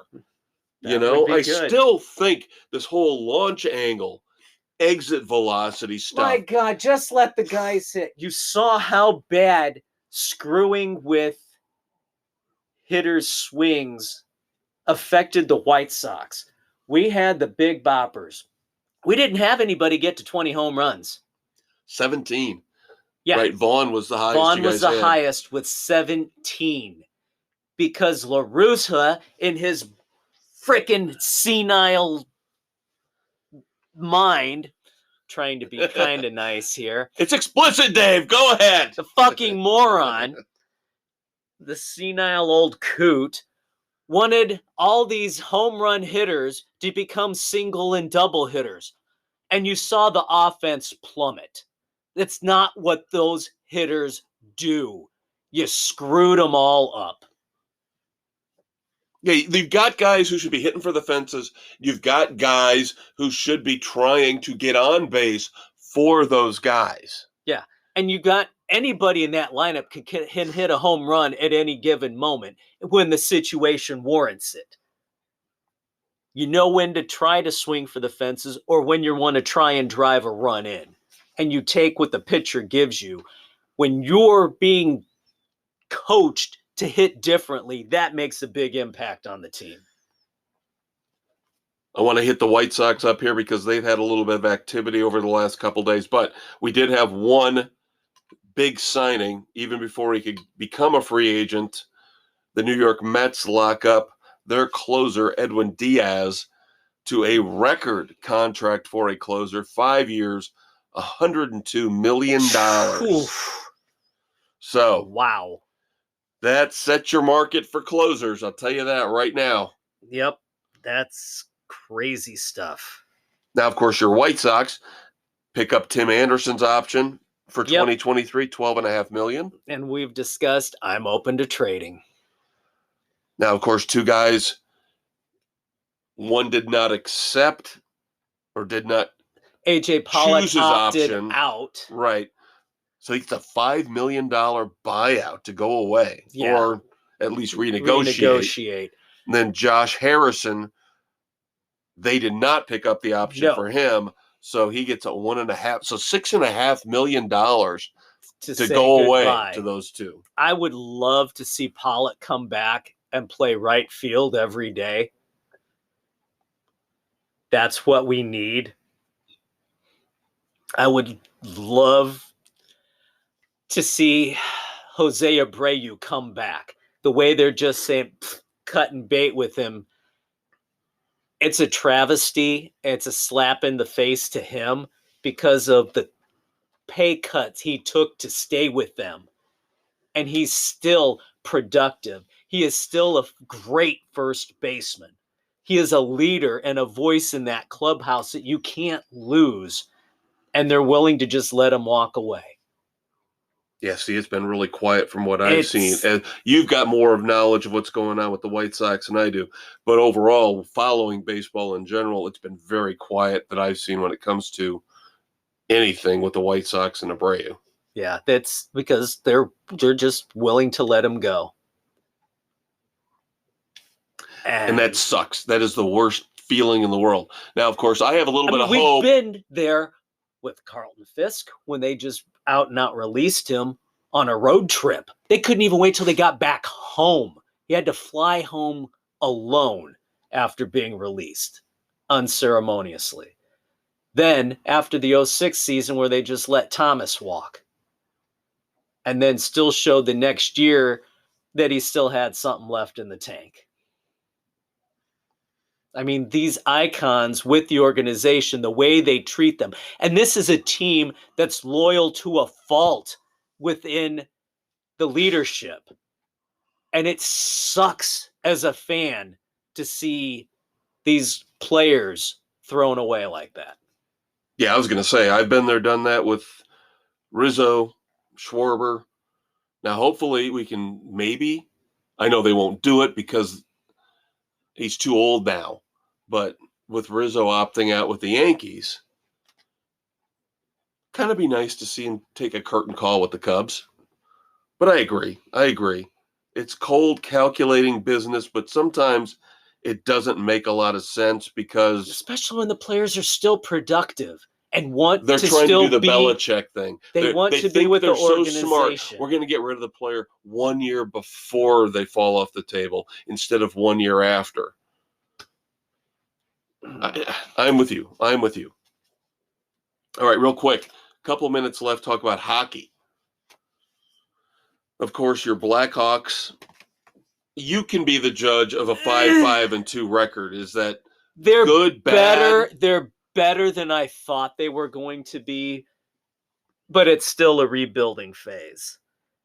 And it is what it is. I'm not expecting great things out of them. So, And of course, the big headline this week out of hockey is the awful, awful incident with Evander Kane here recently over the last few days. yep, left because he got tangled up with another player from the other team. His wrist cut by a skate blade immediately off the ice into the locker room and off to the hospital. 3 to 4 months he's going to be out. There had to have been some serious muscle and tendon damage in that forearm wrist area for him to be out that long. And of course, that's going to do some severe damage to the Edmonton Oilers' hopes when it comes to getting in the playoffs or making a run for the Stanley Cup. But yeah, I thought the same thing. When I first heard it, I thought, okay, hopefully the blood loss is not bad. Stitch him up, get pressure on it, get him to the hospital. But then when I heard today that it's 3 to 4 months, then I started thinking like you were thinking, tendon damage, muscle damage. Yep. So, and then you've got 2 game suspensions for Panthers star Matthew Tkachuk for poking the Kings goalie Jonathan Quick in the face with a stick. It's not Tkachuk's first go round with discipline. Well deserved there. Then the Canadians had a 2 game suspension for their forward. Oh, God, what's his first name? Josh Anderson, for boarding the Golden Knights defenseman Alex Pietrangelo. So, again, somebody who's been there before for cheap shots. And then probably one of the other bigger news stories in the NHL out of Boston with the Bruins. Yep. With that whole signing. Going to have to get negative now. Mitchell Miller, who was drafted by the Coyotes and then released. And then Boston thought, well, we'll try it. But the outcry against him forced them to cut ties. And even the commissioner, Gary Bettman, says, I don't foresee a time where Mitchell will be playing in the NHL. Why, you ask? Starting in 2nd grade, Mitchell and another of his classmates from 2nd grade through middle school bullied and abused a developmentally challenged child who was African American, ongoing for at least 6 to 8 years. This isn't, a 1 or 2 time incident where it was taken care of. No, this is a serious problem pattern of behavior that it's unacceptable. Could he have grown up by now? Potentially, but he was never held accountable at any point. Yeah, and I always have issues with this because a lot of people will always say, well, he was too young to know better, too young to know right from wrong. The last incident when I can't let that slide. Last time when he really got in trouble and there was some accountability was when he was 14 damn years old.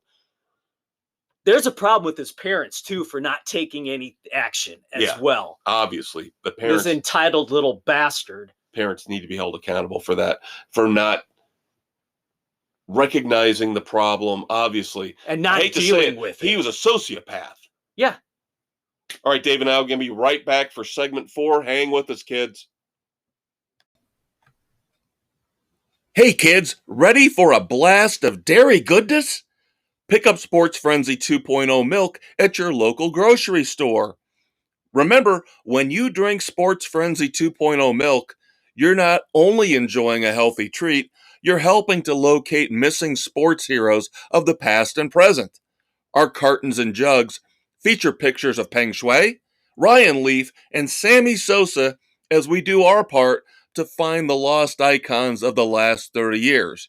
And don't forget our special weekend edition chocolate milk containers, available on Spotify, Google, Radio Public, Pocket Casts, and wherever you listen to your favorite podcasts, because they feature celebrities like Lindsay Lohan, Helen Hunt, and Jean-Claude Van Damme.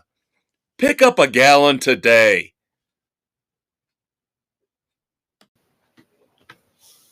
It's the bonus fourth segment, kids, here for Sports Frenzy 2.0, recording November 9th, 2022, dropping November 10th, Thursday as always. I'm the Conquistador, Dave Height. Along with the maestro, Kevin Crane. We may not have to go for going forward now that Major League Baseball and NASCAR has wrapped up. So anytime we have everything, football always takes precedence, and we can go on forever. So, And then we really don't even have to talk about basketball. No, we'll mention something here and there. But NASCAR wrapped up the championship race at Phoenix this past Sunday. Congratulations to Joey Logano. Fairly dominant victory. Yes, Wasn't had the top car all day. Well, yeah, the pole. Yeah. Posted almost 1 point away. Again, I know they don't count stage points for the final four drivers, but if they had, he was 1 point away from perfect. Yeah. Just an incredible run for that team. They had one hiccup on a pit stop that pushed him back, but they rallied and dominated. Well-deserved second championship for them. They fought like crazy for it. Congratulations! Wasn't an exciting race. Honestly, No.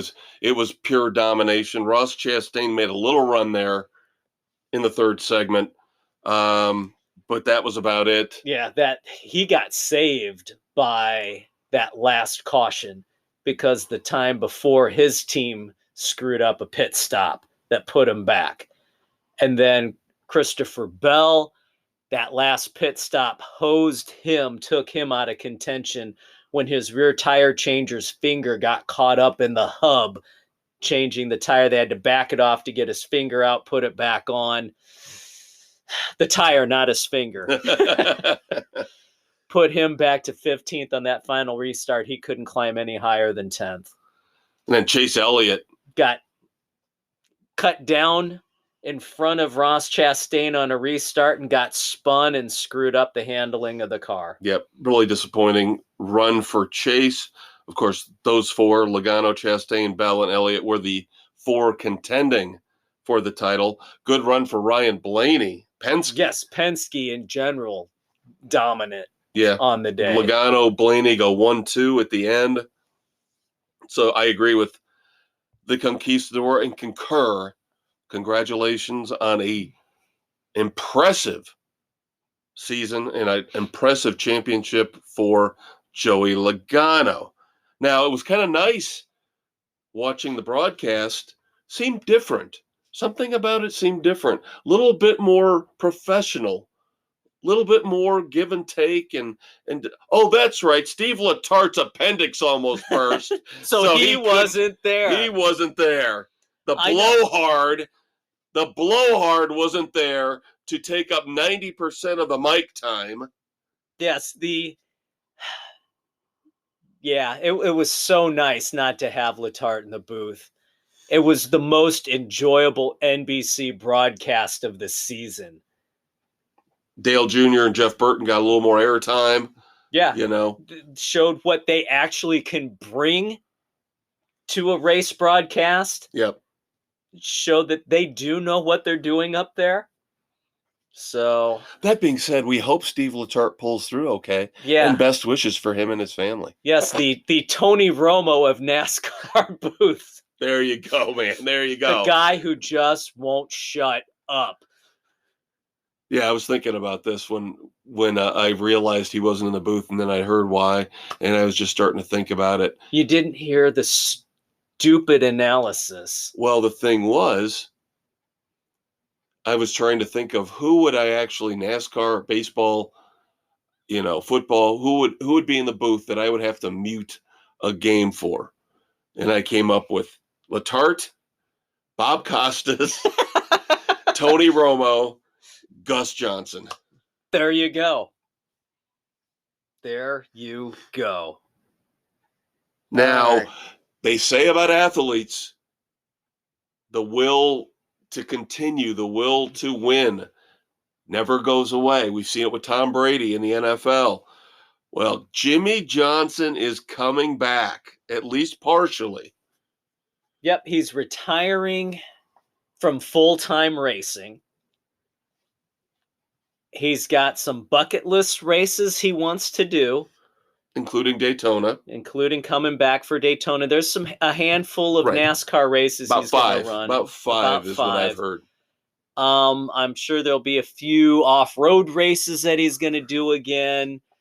He really wants to run Le Mans, the 24 hours, and he's probably going to be tabbed as one of the drivers for that Hendrick experimental car that they're going to get in. But now, the twist in all of this is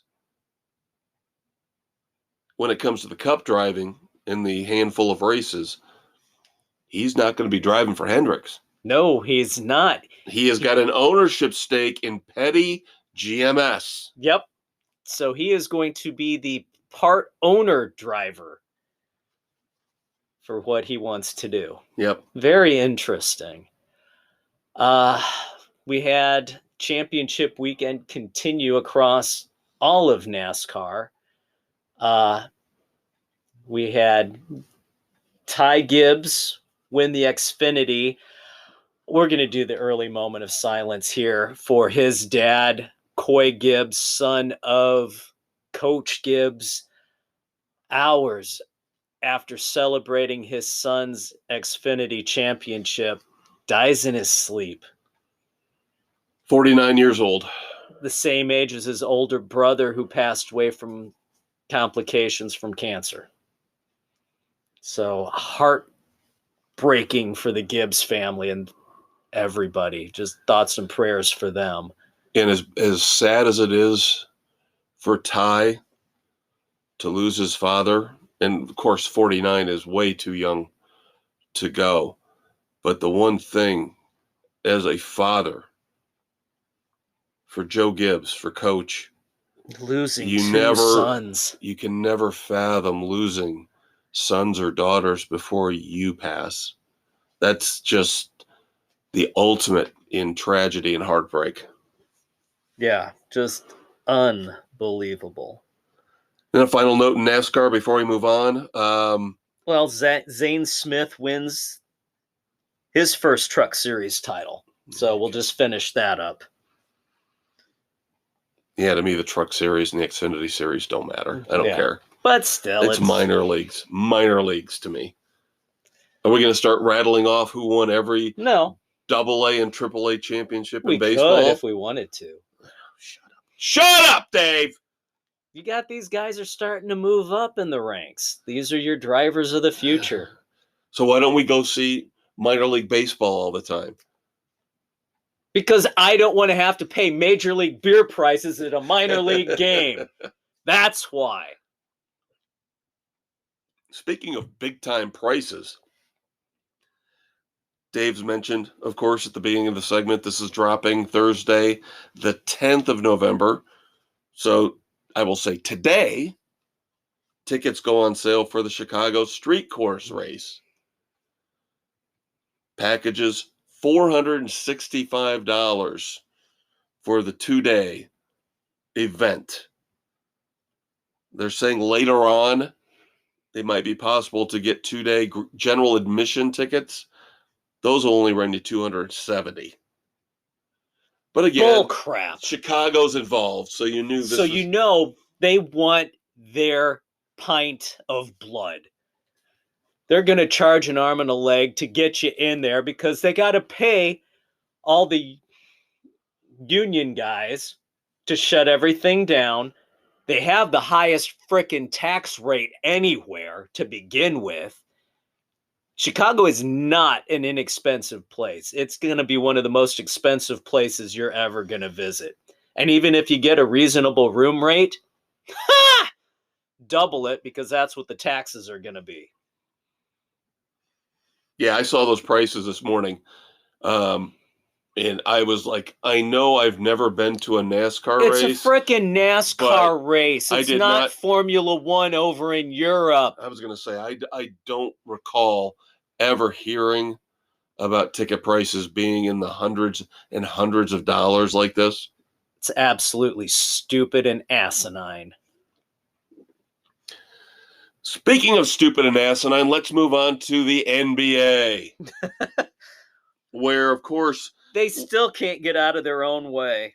we'll continue our discussion here of Kyrie Irving that we started last week. Dave and I said, when are there going to be repercussions from Adam Silver? When are there going to be other players to speak out? When are we going to hear more about penalties and fines? Accountability.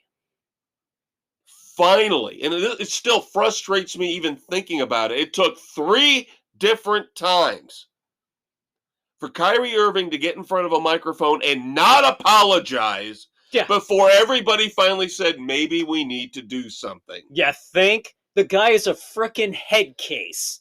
He's an immature individual who only cares about himself. So now, finally, as everybody starts to partially come to their senses, the Nets suspend Kyrie Irving for, quote unquote, at least 5 games. Now, there are supposedly there's a list of a lot of different things he has to do, qualifications he has to meet in order to be reinstated. Rumblings are those were all put into place because they know he is not going to follow through on all of them, which gives them an out to cut ties with him.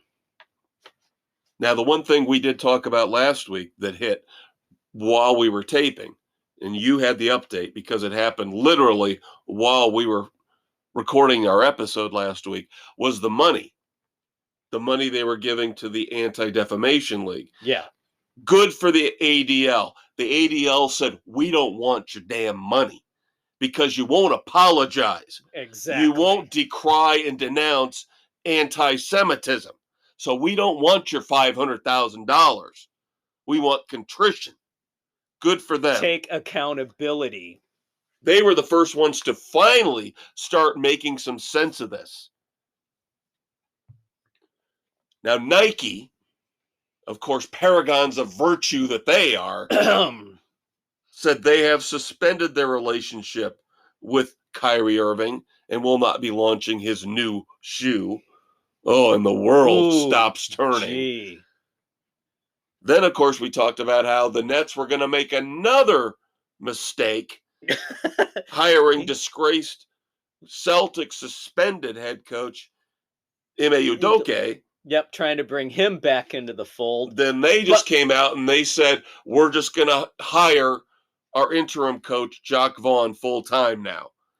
That is probably the sanest, smartest move the Nets have done without causing a huge issue at the outset. I mean, it was dumb to be rumbling to go after Udoka with everything going on there. I mean, to even entertain that thought with everything with Kyrie. Yep. So let's have an anti-Semite and a misogynist as coach and star player. Sure, what the hell? Everything that everybody's up in arms for, let's just double down.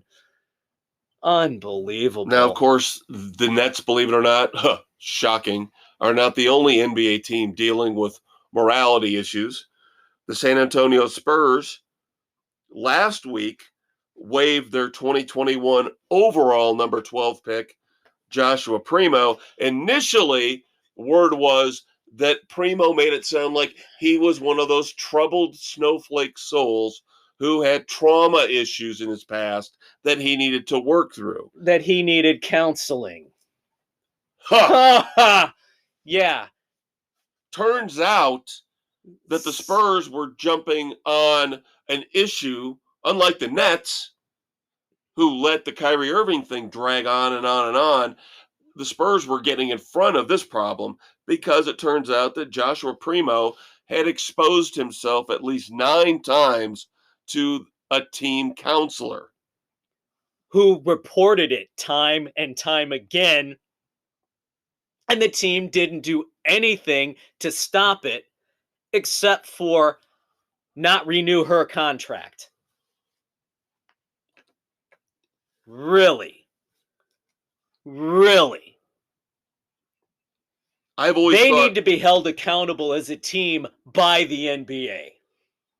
Yeah, and they snowed me too, because I had always thought for years and years the Spurs were one of the more well-run, more I don't want to say virtuous, but, one of the more straightforward stand-up organizations in the league. And they cover this crap up and allow this. Well, and then, of course, you start getting Greg Popovich spouting off about politics when he should just keep his mouth shut and worry. Gene Popovich, maybe if you worried less about politics and focused on your own damn team and some discipline within the organization.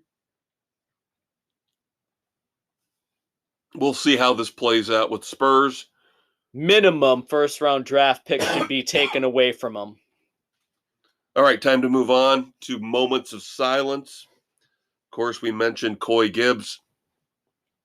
Also have to mention the greatest punter in the history of the NFL. The great Ray Guy passed away this past week.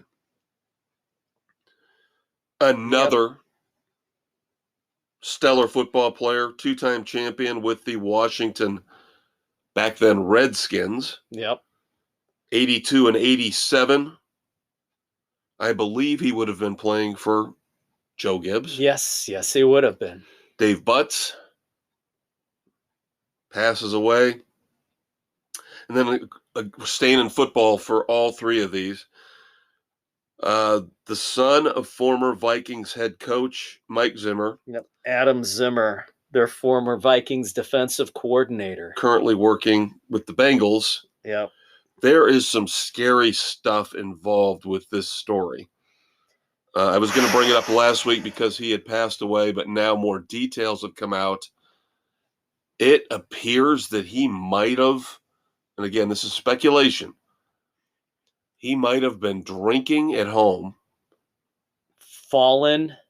Hit him, because when they found him, he was passed out on his sofa with a massive pool of blood swelling around his eye. Yeah. So it could have been he fell, hit his face on something, causing a severe rupture within the brain, and managed to get himself to lay down, and one of those brain bleeds. Wow. We've seen too many of those. Unbelievable.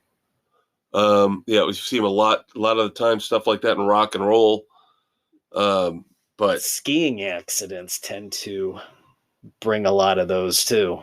Yeah. All right, as we always do, time to pivot.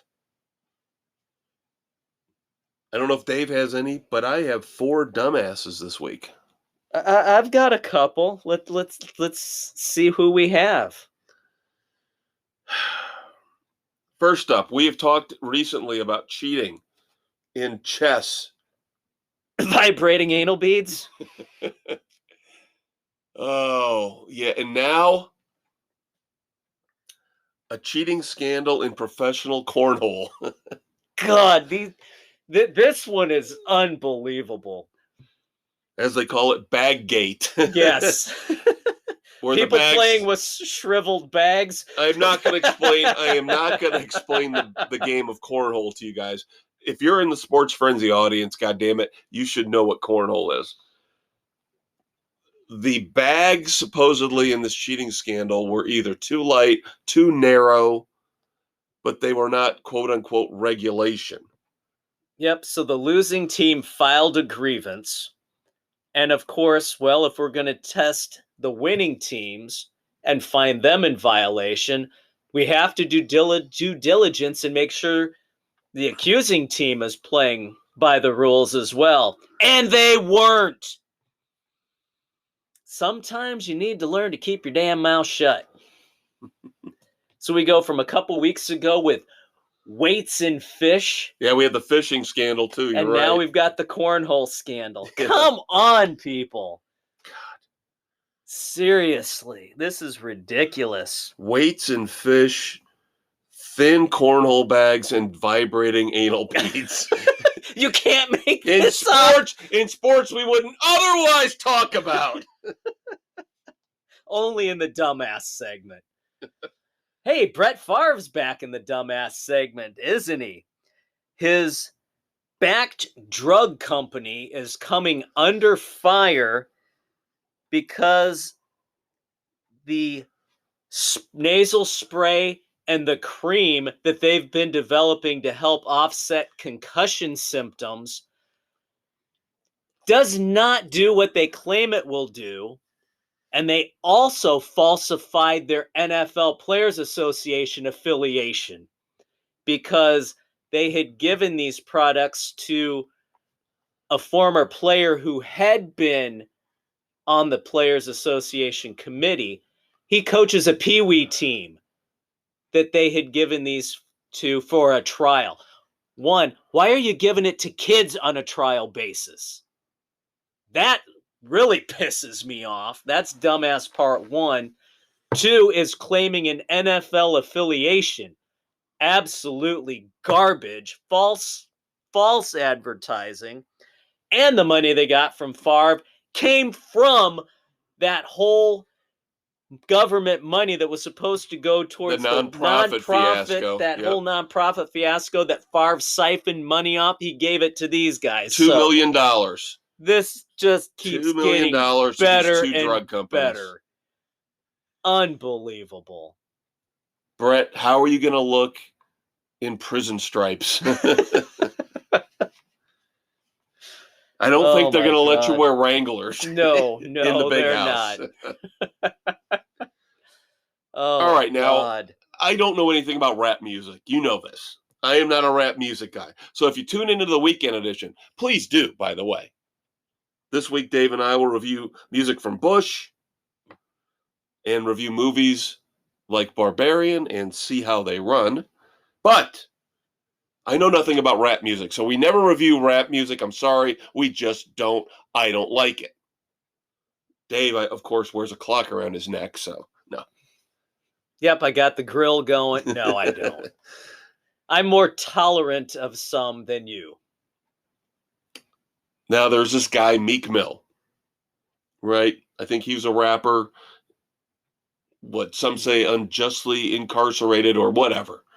I know he's got his street cred from being in trouble. And there was a whole free Meek Mill thing, and he got out. So now he's a big celebrity in the Philadelphia area, right? I guess he showed up to cheer on the Phillies, and they lost. So he was at, a couple nights ago, big game between the Sixers and the Suns. Well, Meek Mill, of course, because he's a big local celebrity, Thinks he can do no wrong. well, he gets front row seats. He gets those nice courtside seats. Problem is, during the game, Meek Mill decides to stretch out. And he takes the referee down. Because, of course, the game's going on. The refs are trying to keep up with the players. Right. And Meek Mill Just stretching his decides legs to out. stretch out. You cannot put your feet anywhere near the court, dumbass. Anybody with half a brain knows this. Finally, I know Tuesday, it's past. It was election day. however you feel about the elections, wherever you are, that's on you. You can discuss it with your friends and family. But I want to point out one thing from my final dumbass. And he's a usual suspect here on the Red Foreman Dumbasses of the Week. See a story here Monday. You know, some of these, Pennsylvania was a hotly contested, race between Fetterman and Dr. Oz. And I was sitting there going, when I saw Oprah stick her nose in and endorse Fetterman, I said, well, what the hell is she doing? What has she got to do with Pennsylvania? It's a Democratic thing. Well, plus she does have a background with Dr. Oz. Right. So I'm like, okay. She made Dr. Oz.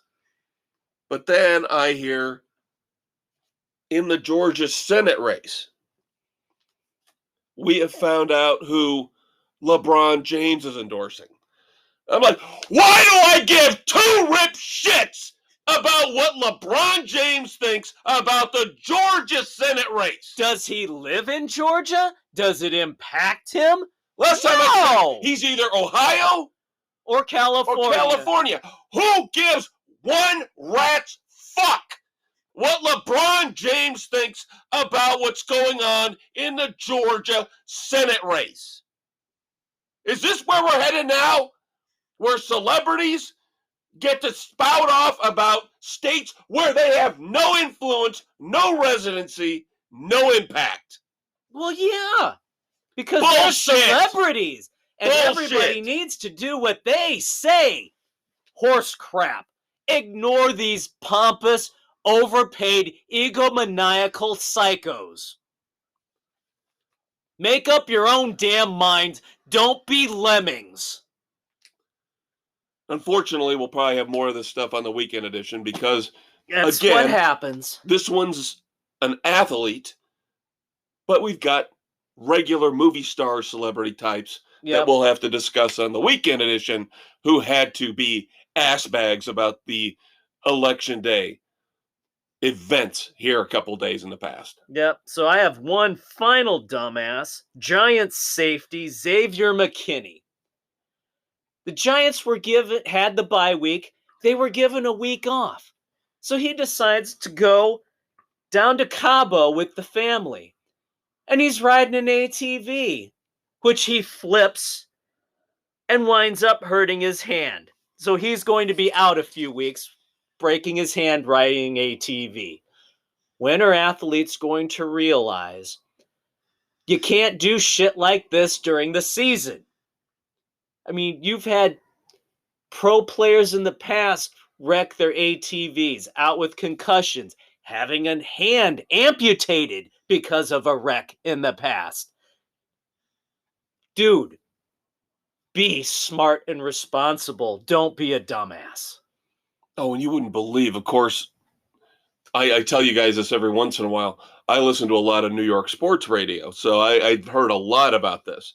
And it's amazing to me, the debate about whether or not this was a big deal or not. Like, people who think that athletes should be allowed to do whatever they want on their downtime, regardless of how it could end up impact, like football players playing pickup basketball. Pierre-Paul holding a frickin' fireworks in his hands. There are people that are with us who say, just put yourself in bubble wrap until you're done playing. We've talked about this. Or at least wait till the offseason when you at least would have time to heal. But we've talked about this when it comes to reckless behavior, physical reckless behavior like this, whoring around, screwing around with women. You have got a small window when it comes to how much time and money you can make in the NFL. You should be able to, once you get the privilege and you sign that first contract, from 22 until probably 32 at best, I got my prime earning years. Go to practice, go to training camp, go to OTAs, and then go to your goddamn hotel room or your home, play video games, take care of yourself. Don't do stupid shit like this to jeopardize your future and let the team down. But there's other people that say, no, they should be able to get to do whatever they want. They're human beings. Then you know what? They forfeit their pay. They forfeit their pay. You do something and like they should that. forfeit their goddamn health care, too. You pay for the medical bill. Why should we pay as the Giants? No, if we're paying your health care for that, but guess what? You get paid no money while you're out. Screw that. Make him pay the medical bills, too. He did not sustain an injury based on his football activities. Ugh. That'll do it, kids. I'm the Maestro, Kevin Crane. I'm the Conquistador, Dave Height. We'll see you at the weekend edition. Check out that weekend edition. You know you want to. Saturday morning. We'll see you then. Take care.